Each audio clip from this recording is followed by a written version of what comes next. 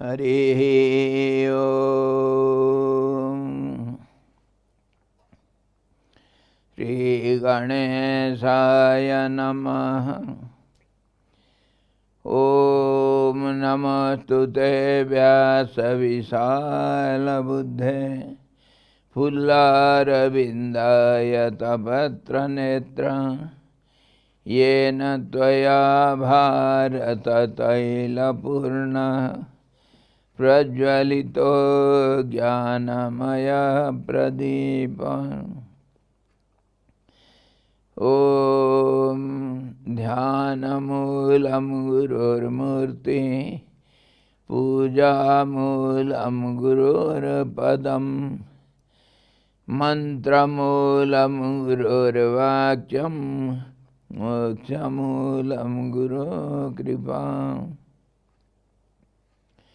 Om Krishnaya Vasudevaya Devaki Nandanaya cha Nandagopakumaraya Govindaya Namo Namah. Mukam karoti vachalam Pangum langhayate girim Yat kripatamaham bande Paramanandamadhavam. Sadguru Bhagavan ki jai. Krishna Bhagavan ki jai. Satchidananda Bhagavan ki jai. Gita Maharani ki jai.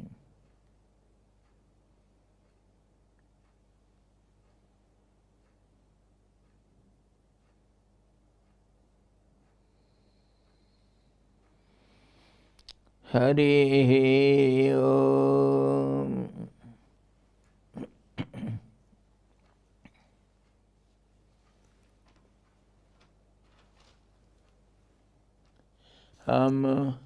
We are discussing 13th chapter of Srimad Bhagavad Gita, and the 7th sloka we were discussing yesterday, last night, and the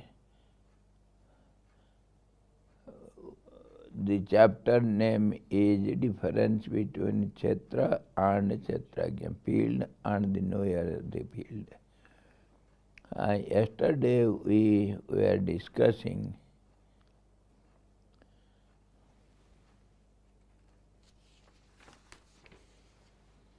amanitvam, adambhitvam, ahimsa, kshantirarjavam, acharya upasanam, saucham, stharyam, atmavinigraha. All these qualities we were discussing. And in that, absence of hypocrisy, vanity, that we saw yesterday.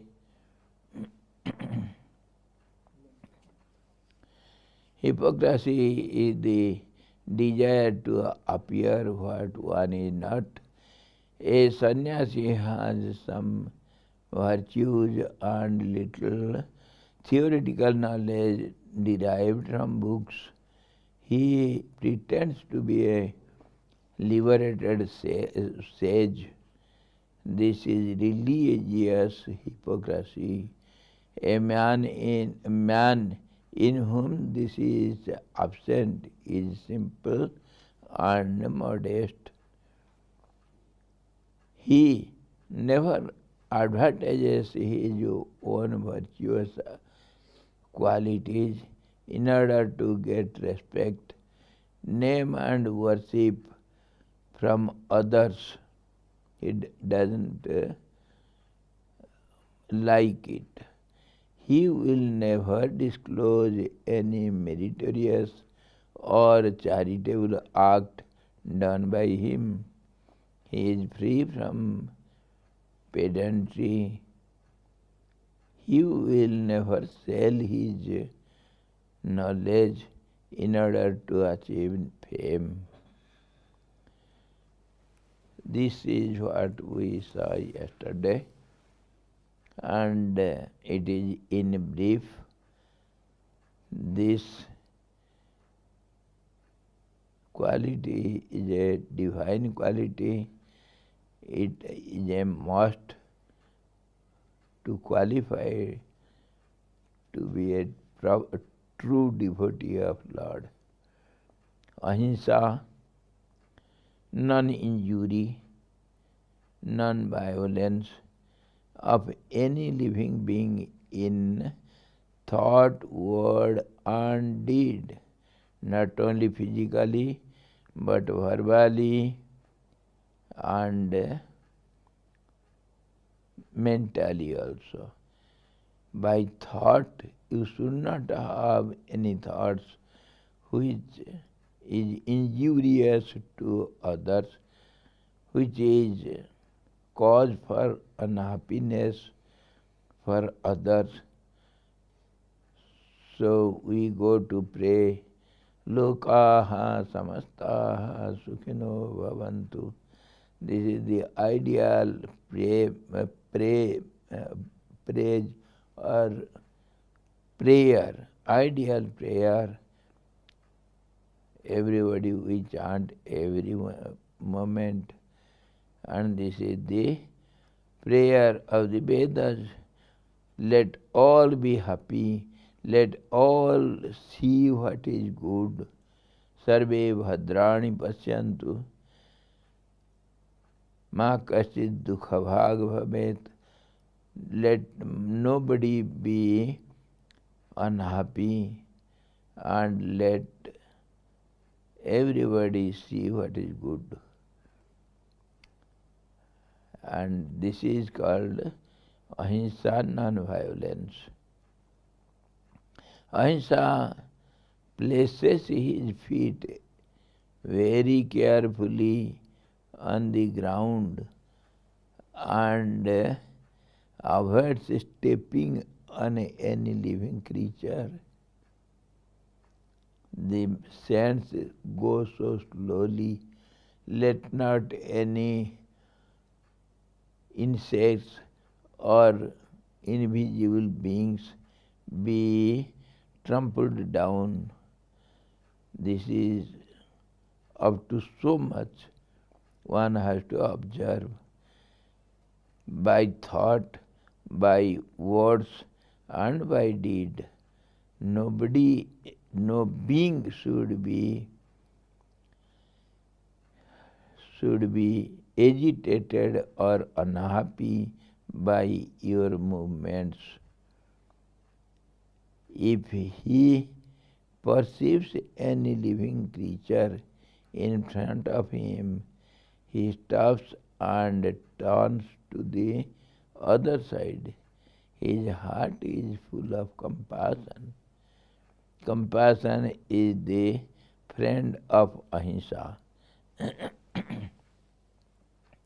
In this way, one is so careful to think properly, no negative thought against anyone, and so such a person cannot speak ill of others, and how can he act against anyone? Even for the trees, for the creepers, for the insects, starting from ants till the great gods, we should not think ill of anyone, should not speak ill of anyone, and we should not do anything unacceptable by others or harmful for others. This is the quality of ahimsa. And in Yoga Shastra he says, the formula goes to glorify ahimsa, the quality. where a man is established in such non-violence, before him a ferocious animal gives up his terrific attitude, harmful attitude, and he becomes calm and quiet. He becomes also non-violent because of his influence. And that's how in Hindi they say the tigers and the goats, they drink water in the same place without harming each other. Such is the marvelous strength, influence of non-violence over others.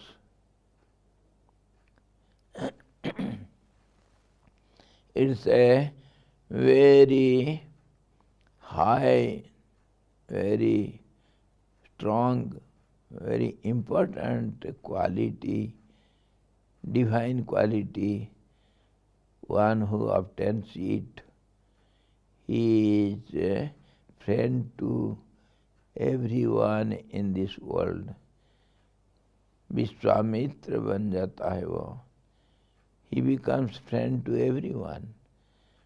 And on the return, nobody can do any harm to him, nor by mind, nor by words, nor by actions. The whole nature becomes favorable to him. Such is this quality. And then comes a Shanti, forbearance, Shanti, patience, forgiveness.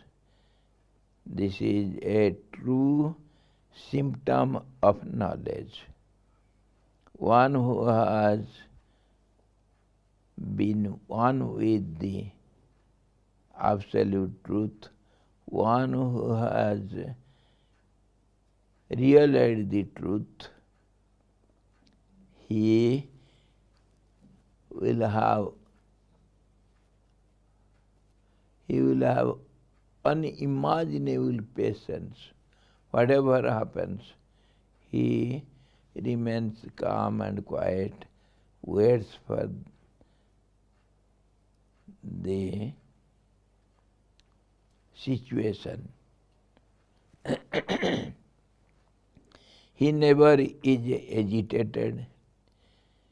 This patience, forbearance, and that can be possible only when one doesn't see ill of others, and if at all any mistake he sees, he forgives it. That is greatness of the person. And all these qualities together in Shanti, it is a great divine quality which is the symptom of a realized soul. This is a true symptom of knowledge. The man of wisdom puts up with everything. Puts up means adjusts with everything. He is not affected a bit when others injure him. He never retaliates. He bears insult and injury calmly. Gurudev used to sing, bear insult, bear injury. This is a great quality, to bear all these without any hesitation, without any objection. If somebody abuses you, you have to accept it, having no agitation, no reaction towards it. That is bearing insult and injury. Gurudev otherwise also says, adjust and accommodate. This is the highest sadhana one can do. One can live anywhere, in any condition, in any place, who can adjust and accommodate. No complaint. All these qualities are called Kyanti. Arjavam, straightforwardness. That is also supported by simplicity, straightforwardness, fearlessness. The man of wisdom is upright or straightforward. He is free from cunningness or diplomacy. He never twists anything mentally or verbally or physically. He expresses exactly what he perceives by his senses. That is straightforwardness.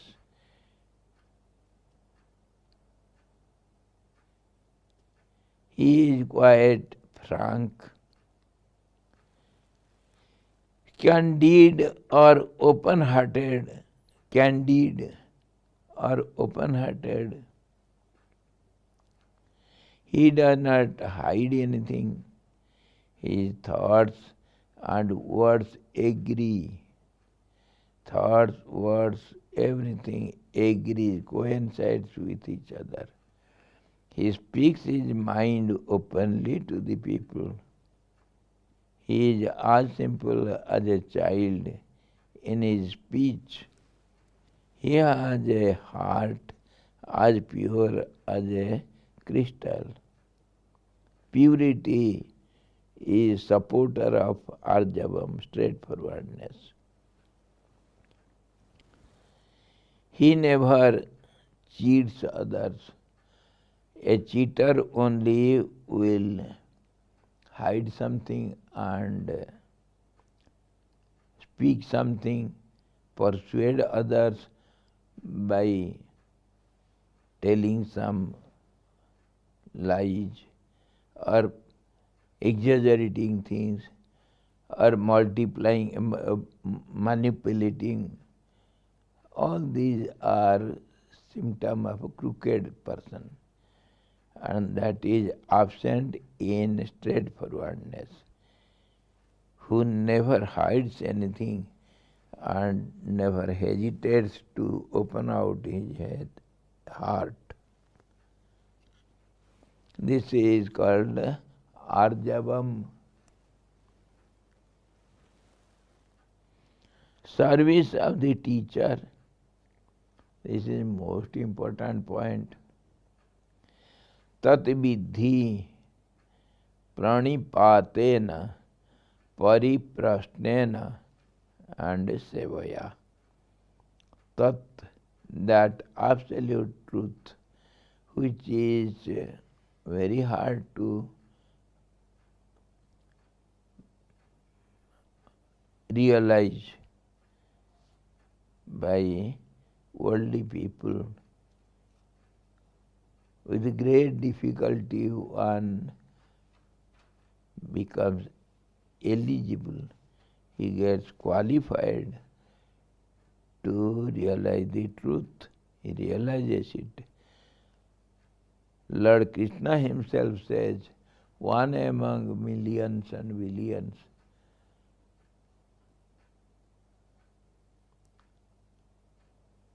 Gets dispassion, and among them one hardly gets discriminative power, and they try, very few among millions of people, hardly one tries to realize the truth, inquires about it, sincerely strives to have it, the knowledge of the truth, and among them hardly one, after many, many lives, after long persistence in his strifes, his struggles, one realizes the truth. So,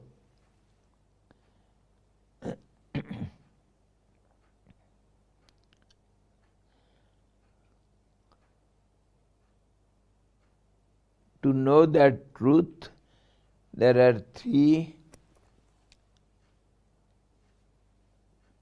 phases of practice. One should serve his Guru sincerely, honestly, and then he should put the questions.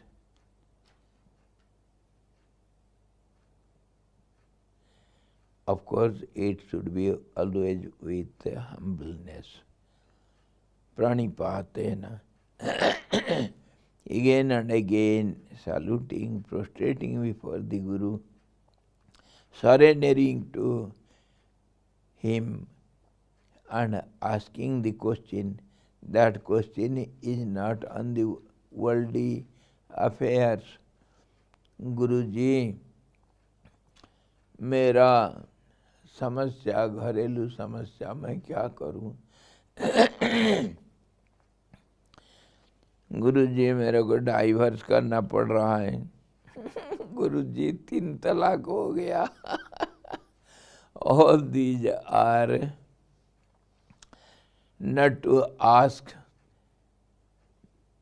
to Guru. If you want one pie from a king, from a multimillionaire, rich man, what is foolishness you have.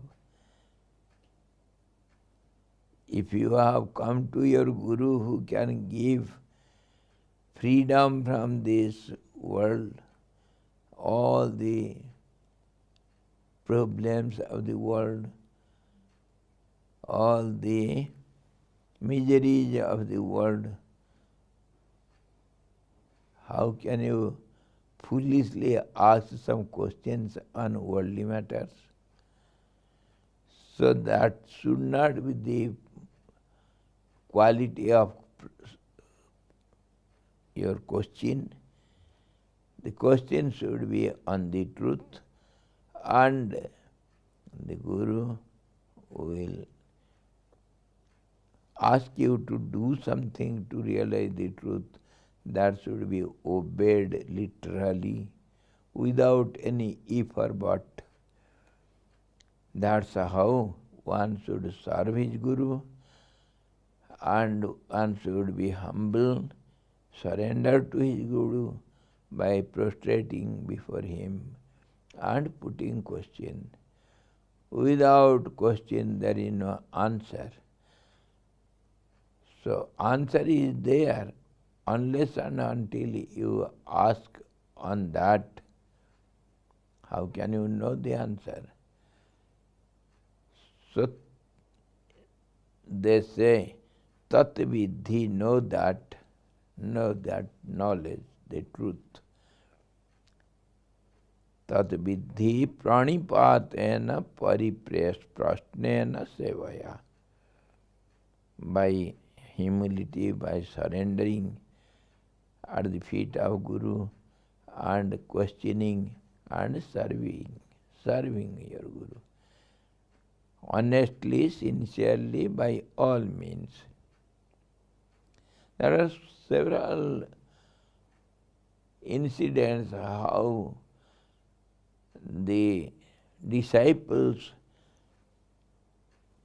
gave up their life, gave up their all happiness for the sake of Guru, to obey his Guru. Aruni, the story of Aruni you must have heard.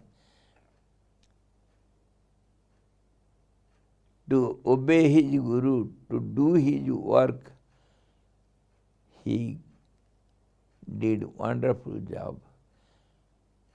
And many such stories. Who obeyed his Guru by all means, he got the knowledge of the truth. He realized the truth. There is no doubt in it. So service to Guru is a must. It is dependent on this relative world. Relative world means if you get something, you have to pay something. If you take something, you have to give something. Then only there will be balance. That is the law of this world. This is called relative world. You are bound to give something when you have taken something. Nature will force him. So, why not voluntarily? So, on this basis only dakshina is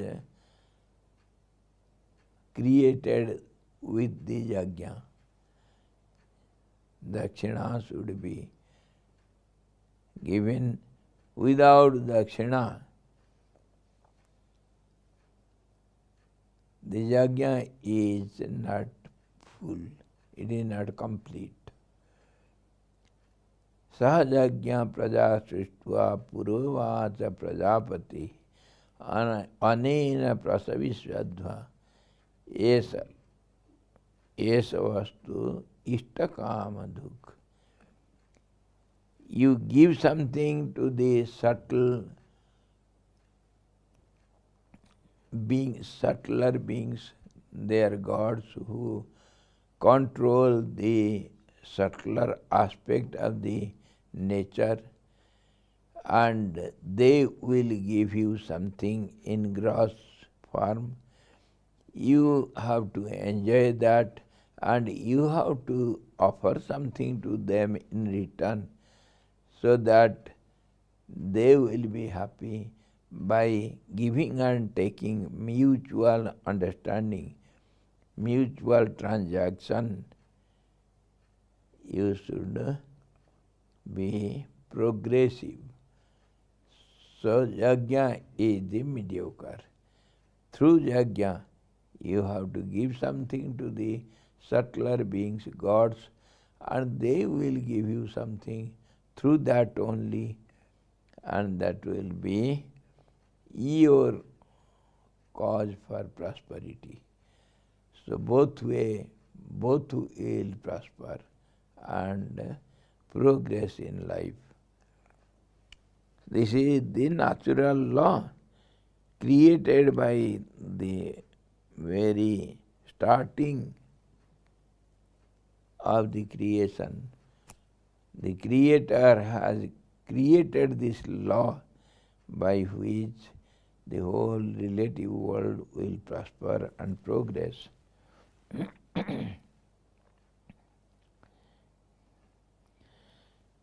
On this basis, the whole world is dependent on giving and taking.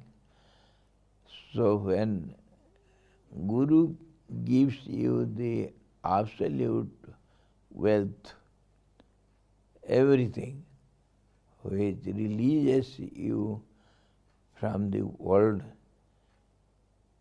then how can you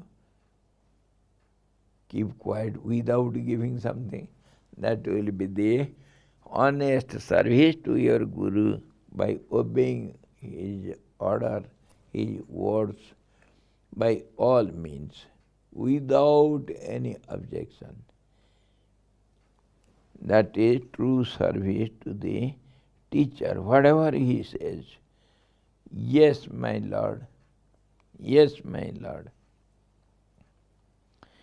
Devotion to preceptor, worship of the Guru, doing acts of service to him, who teaches Brahma Vidya, are the means of attaining liberation.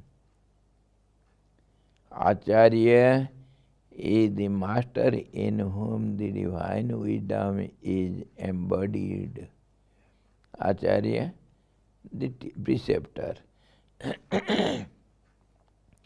Service of the Guru enables the aspirant to attain self-realization.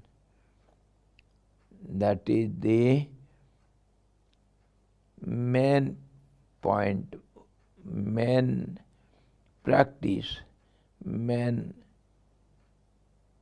most important practice through which we can get the absolute knowledge of the truth.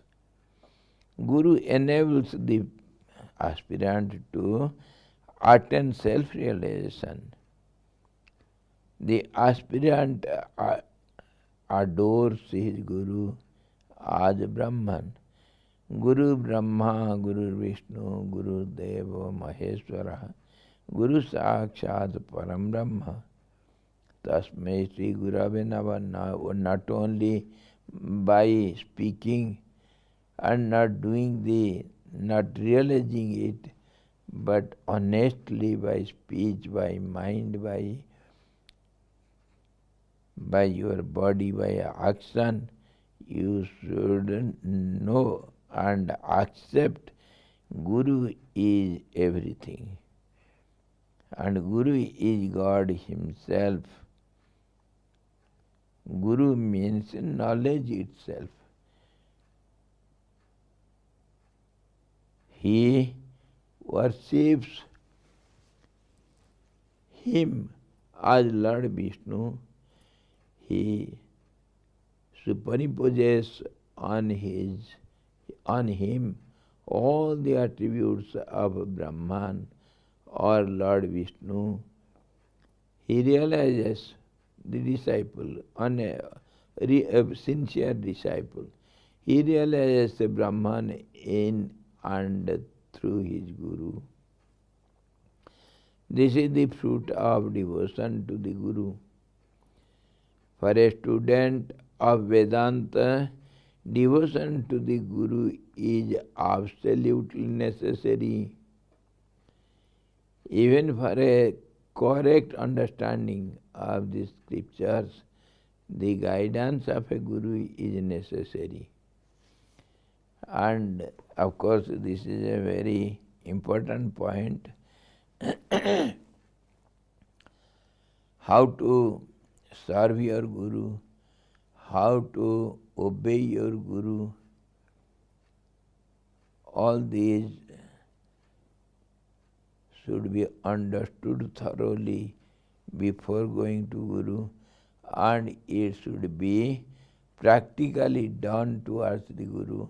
Then only Guru, when he is pleased, when he is gracious, he imparts his knowledge to you.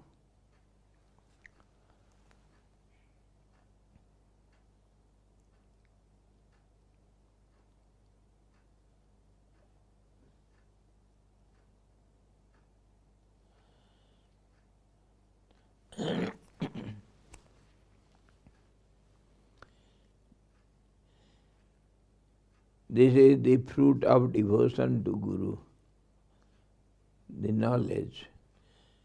For a student of Vedanta, devotion to Guru is absolutely necessary. This is what we want to say, because Vedanta is there, always speak,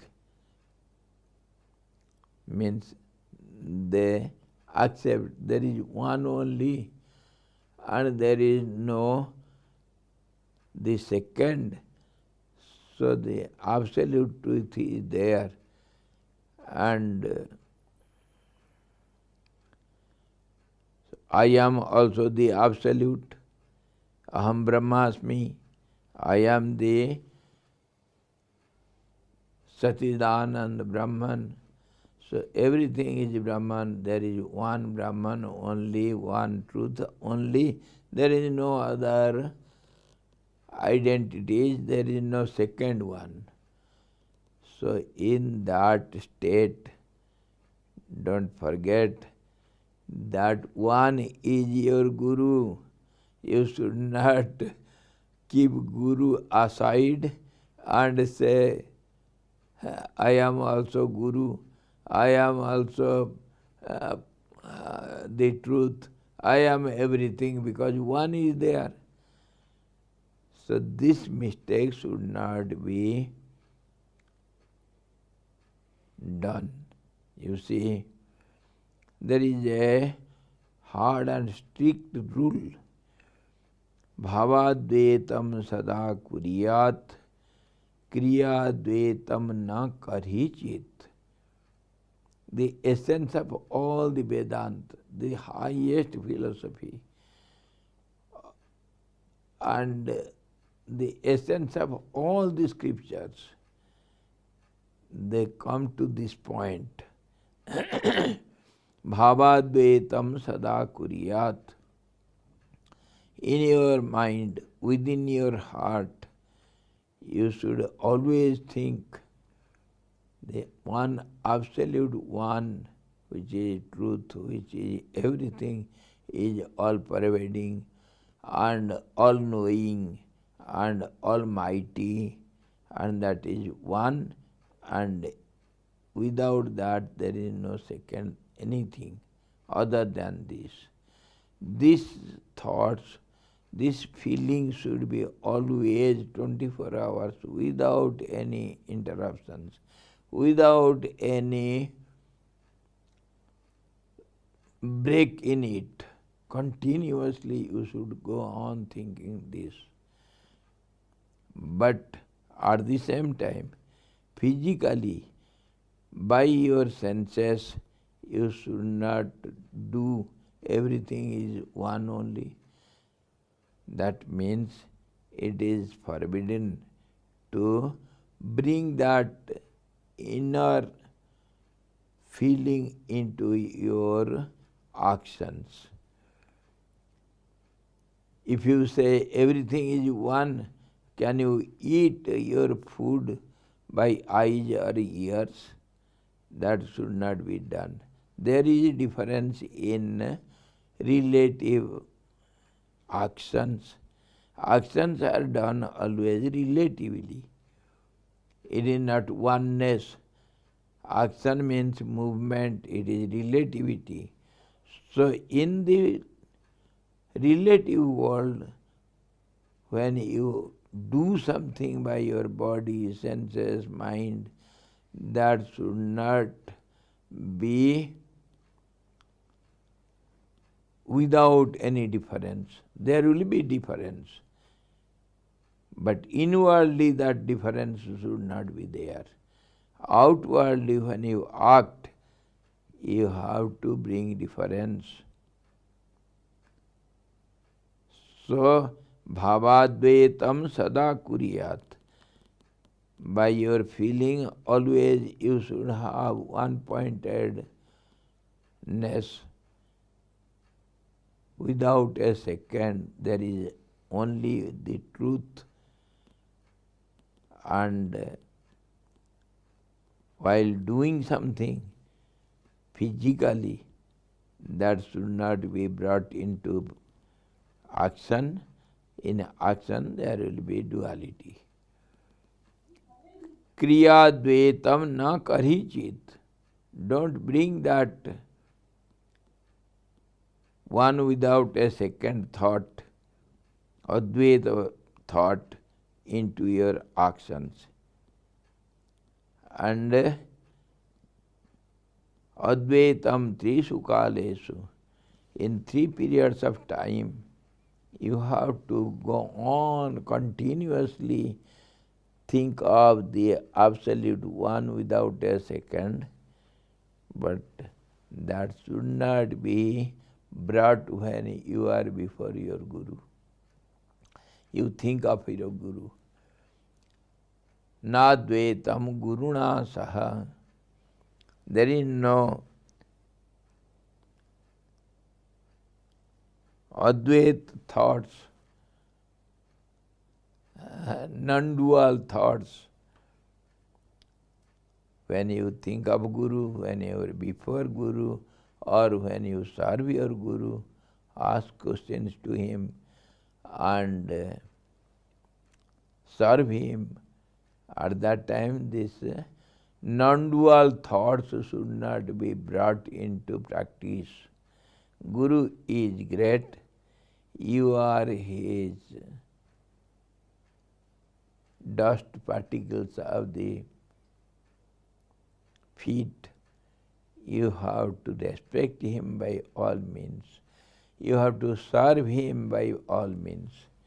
You have to take him as the God incarnated or manifested in every means, by every means, physically, mentally, and verbally. If there is some God who is visible, who is perceivable, that is your form of your Guru, or your name of your Guru, or your Guru as you have taken your Guru. In whatever aspect you have taken your Guru, he is the absolute God. There is no other God than Guru.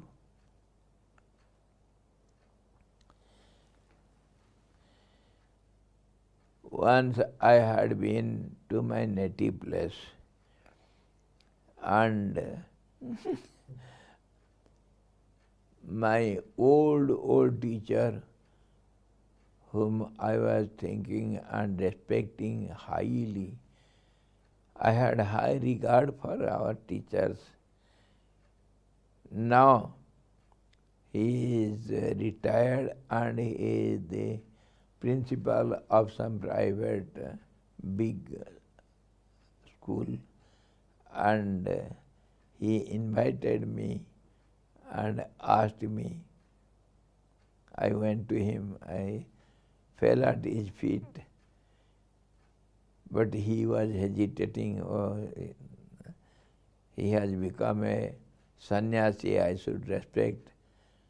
So of course he was respecting me, but in my heart of hearts, I had great reverence for him. And he made me sit before him, asked, "My dear child, my dear boy," as he was addressing me before, "have you realized the truth? Have you seen the God?" Not realization of the truth, but he asked me, "Have you seen the God?" This much he asked. You have renounced the whole world. You have done a great job which ordinary people cannot do.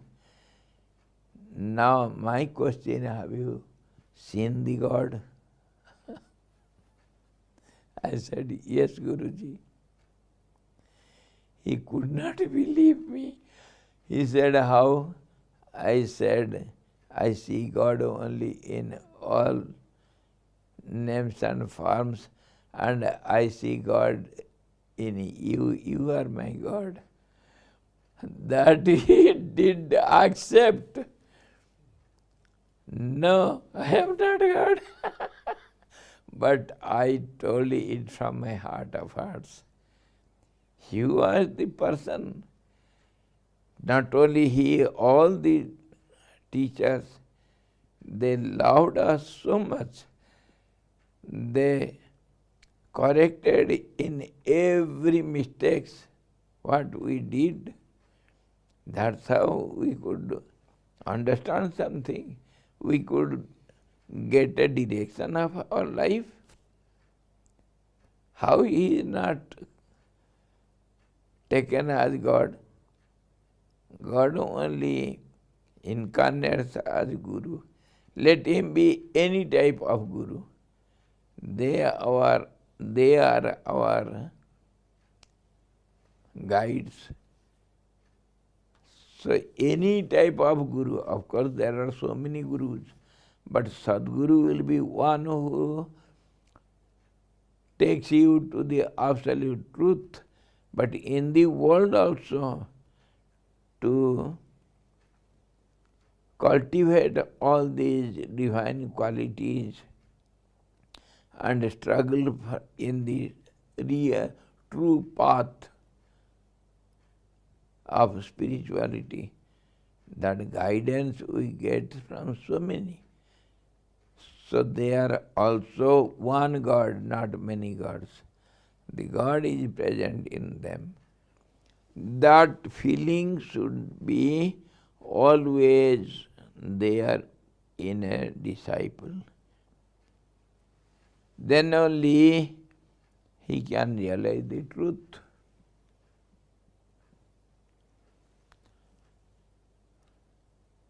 Service to Guru, obedience and carrying out the orders, the words of Guru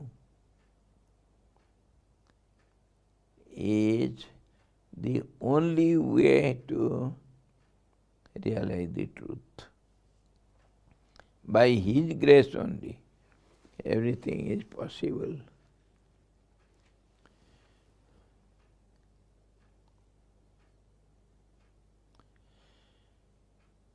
Purity, Suchi,